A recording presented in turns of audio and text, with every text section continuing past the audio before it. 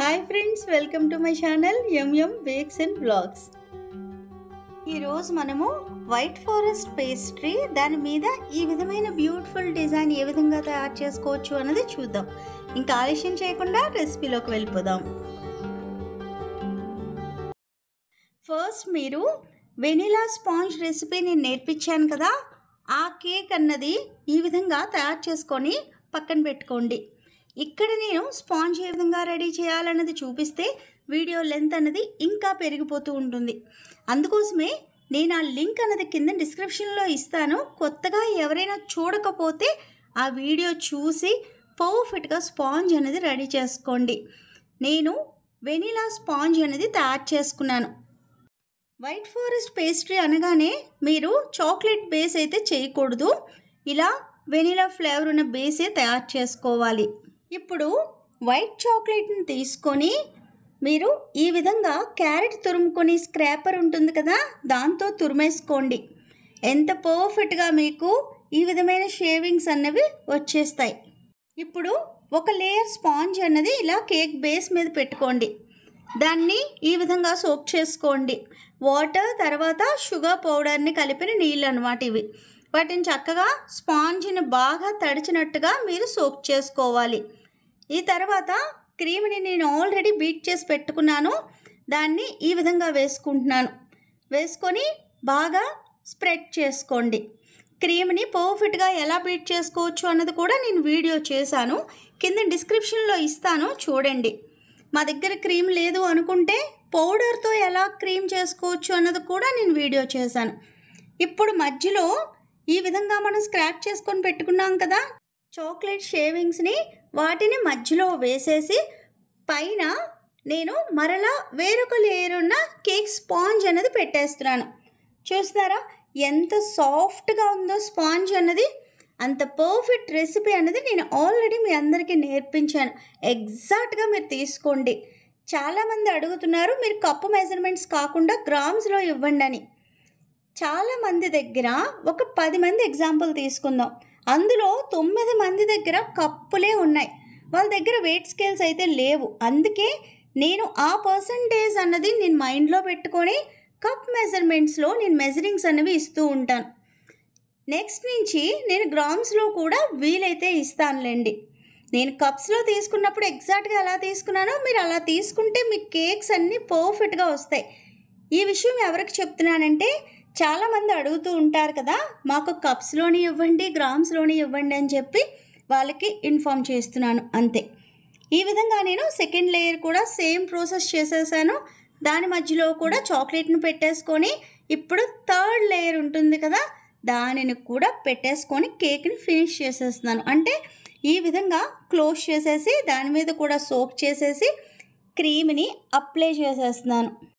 ఇప్పుడు క్రీమ్ని అప్లై చేసే పద్ధతి మీరు చూస్తున్నారా, దీన్నే క్రమ్ కోట్ అంటారు. అంటే అక్కడ కేక్ అన్నది లైట్గా మనకు కనబడుతుంది, అలా కనబడినా పర్లేదు, ఎందుకంటే మనం ఇలా కొద్దిగా కోట్ ఇచ్చేసి అంటే ఒక లేయర్ అనేది అప్లై చేసేసి ఫ్రిడ్జ్లో పెట్టేసుకోండి 15 నిమిషాల నుంచి 30 నిమిషాల దాకా మీ టైంని బట్టి. ఇప్పుడు అర్జెంటుగా నేను ఆర్డర్ అన్నది వాళ్ళకి ఇచ్చేయాలి అనుకుంటే మటుకు మీరు 15 నిమిషాల్లోనే తీసేసుకొని మీరు ఏ కలర్ అయితే క్రీమ్కి కలుపుకొని మరలా సెకండ్ కోట్ ఇవ్వాలనుకుంటున్నారో అది అప్లై చేసేసుకోవచ్చు.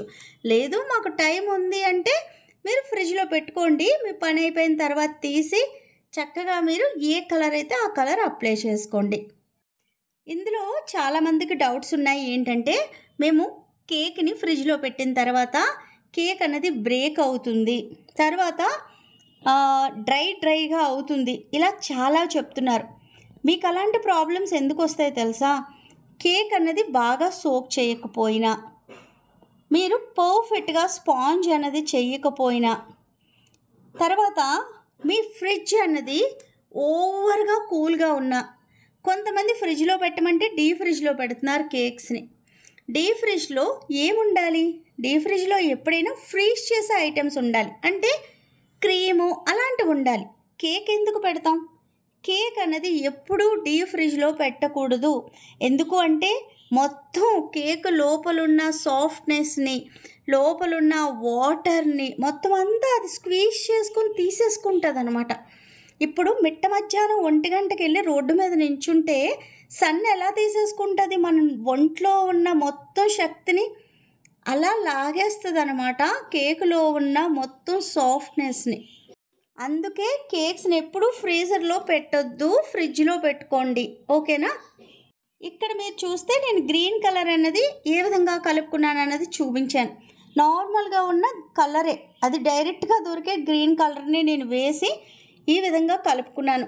లైట్ కలరే వాళ్ళు కావాలని చెప్పారు, సో దట్ నేను అదే గ్రీన్ కలర్ అన్నది తీసుకొని ఈ విధంగా సెకండ్ కోట్ అన్నది ఇచ్చేస్తున్నాను. మీరు పైపింగ్ బ్యాగ్ సహాయంతో అయినా సరే ఐసింగ్ ఇవ్వచ్చు, అవసరం లేదు అనుకుంటే నార్మల్గా కూడా క్రీమ్ని అప్లై చేసుకుంటూ ఇవ్వచ్చు.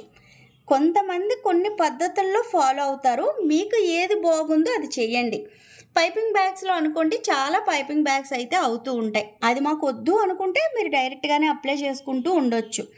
తర్వాత ఏదైనా ఒక స్క్రాపర్ తీసుకోండి, దాంతో ఈ విధంగా మీరు తిప్పుతూ ఉంటే సైడ్స్ని చాలా స్మూత్గా వచ్చేస్తుంది. స్క్రాపర్ లేకపోతే మీ దగ్గర కార్డ్స్ ఉంటాయి కదా, ఏటీఎం కార్డ్స్, బాగా క్లీన్ చేసేసి, అంటే వాడలేనివి, వాడుతున్నావు కాదు, వాడలేని కార్డు తీసుకొని దాన్ని సైడ్ని ఇలా అనండి, అంతే స్మూత్గా చక్కగా వచ్చేస్తుంది. చాలామంది మీరు వాడే టర్న్ టేబుల్ ఏంటి అని చెప్పి కింద లింక్స్ ఇస్తాను, నేను చాలా మటుకు లింక్స్ అన్నవి క్లాస్ 1లో ఇచ్చానండి. ఒక్కసారి మీరు వెళ్ళి డిస్క్రిప్షన్లో చూస్తే లింక్స్ అనేవి ఉంటాయి, ఇక్కడ కూడా నేను ఇవ్వడానికి ట్రై చేస్తాను. మీకు ఇంకా ఏమన్నా లింక్స్ కావాలి అంటే మటుకు కామెంట్స్లో అడగండి, నేను వీలైతే మళ్ళీ డిస్క్రిప్షన్లోనే ఆ లింక్స్ అనేవి పోస్ట్ చేస్తాను. ఈ విధంగా నెమ్మదిగా చేస్తూ మీరు ఫినిషింగ్ తేవాల్సి వస్తుంది. ఎప్పుడైనా సరే కేక్ ఐసింగ్ చేయడం అనేది మ్యాజిక్ షో లాగా ఓం బూమ్ బుష్ అంటే వచ్చేదు, ప్రాక్టీస్ మీద మాత్రమే వస్తుంది. నేను ఎన్ని మాటలు చెప్తున్నాను కదా, ఎందుకు చెప్తున్నాను, చాలామంది చేసే మిస్టేక్స్ని నేను ఇలా మీకు చెప్తున్నాను, అప్పుడు మీరు మైండ్లో పెట్టుకుంటారు కదా, ఓకే ప్రాక్టీస్ మీద మాత్రమే వస్తుంది కాబట్టి మేము కొద్దిగా ఎక్కువ ప్రాక్టీస్ చేస్తాము అని చెప్పి. ఎంత చక్కగా మీరు ప్రాక్టీస్ చేస్తే అంత మంచిగా బేకింగ్లో ప్రోలు అవుతారనమాట. అర్థమైంది కదా. ఈ విధంగా మీరు పైన డిజైన్ ఇవ్వాలి అనుకుంటే ఇవ్వండి, లేదు అంటే ప్లెయిన్గానే వదిలేయండి. ఇక్కడ నేను లైట్ ఎల్లో కలర్ క్రీమ్ అనేది కలుపుకొని ఈ విధంగా పైపింగ్ బ్యాగ్లో నాజిల్ని నేను బాస్కెట్ వేవ్స్ వచ్చే నాజిల్ని పెట్టుకున్నాను. దాన్ని ఇలా మొత్తం అంతా అంటే కేక్ చుట్టూ సేమ్ డిజైనే ఇస్తున్నాను. ఏ విధంగా మనం ఈ డిజైన్ చేయొచ్చు అని చెప్పి నేను నాజిల్స్ కోసం ఓన్లీ ఒక వీడియో చేశాను కదా, అందులో మీకు చూపించాను. వీలైతే ఈ నాజిల్ యొక్క లింక్ కూడా కింద ఇవ్వడానికి ట్రై చేస్తాను. ఈ విధంగా మొత్తం కేక్ అంతా ఇచ్చేయండి. మీరు ఒక్కటి అబ్జర్వ్ చేస్తే నేను ఈ డిజైన్ని కేక్కి పై దాకా వేసేయట్లేదు, కొద్దిగా స్పేస్ అన్నది ఉంచి సైడ్ నుంచి వేస్తున్నాను. ఇప్పుడు పింక్ కలర్ని కొద్దిగా అంటే ఒక డ్రాప్ వేస్తే లైట్ పింక్ వస్తుంది, కొద్దిగా ఒక 3-4 డ్రాప్లు వేస్తే మీకు ఈ కలర్ అనేది వస్తుంది అనమాట. ఇంత పర్ఫెక్ట్గా లుక్ వైజ్ బాగుంటుంది. దీన్ని మీరు ఇక్కడ సేమ్ నేను ఇస్తున్నట్టుగా బడ్స్ లాగా ఇవ్వాలి అనుకుంటే R11 నాజిల్ నేను యూజ్ చేస్తాను కదా రోజెట్స్కి, ఆ నాజిల్ నన్ను తీసుకొని ఈ విధంగా ఇవ్వాల్సి వస్తుంది. ఇది మాకు వద్దు అనుకుంటే స్టార్ షేప్ ఉన్న నాజిల్ తీసుకొని చిన్న చిన్న రోజెస్ లాగా ఇచ్చుకున్నా సరే మీకు ఈ డిజైన్ చాలా బ్యూటిఫుల్గా కనబడుతుంది. కిందన ఏదైతే గ్రీన్ కలర్ అన్నది మనం అప్లై చేసామో దాన్ని కింద నేను ఇలా స్టెమ్స్ లాగా ఇస్తున్నాను, తర్వాత దాన్ని లీవ్స్ లాగా కూడా ఇచ్చాను. ఆ లీఫ్ పెట్టడానికి నేను ఎటువంటి నాజిల్ యూజ్ చేయలేదు, పైపింగ్ బ్యాగ్ని వీ షేప్లో కట్ చేసేసుకొని ఇచ్చేసాను అనమాట. ఇప్పుడు అది హ్యాపీ యానివర్సరీ ట్విగ్ అనేది ఇలాంటివి దొరుకుతాయి, అది మధ్యలో పెట్టేసుకోండి. మీకు ఇది దొరకలేదు అనుకోండి, ఫాండెంట్ మీకు ఆల్రెడీ చెప్పాను, దాని మీద చక్కగా మీరు ఏ విధంగా లెటర్ లాగా రాయొచ్చు, పేర్లు రాయొచ్చు అనేది చెప్పాను. మీరు ఒక్కసారి సేమ్ వేలో ప్రాక్టీస్ చేయండి.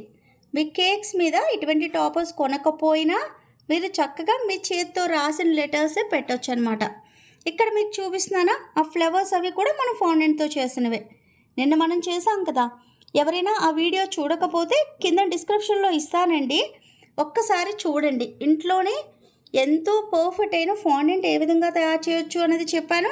దాన్ని ఏ విధంగా కటర్స్తో కట్ చేయొచ్చు, ఏ విధంగా దాన్ని బ్యూటిఫుల్గా మన ఫ్లవర్స్ లాగా మార్చొచ్చు అన్నది కూడా చెప్పాను. ఫ్యూచర్లో ఓన్లీ ఫాండెంట్ కేక్ అనేది చెబుతాను.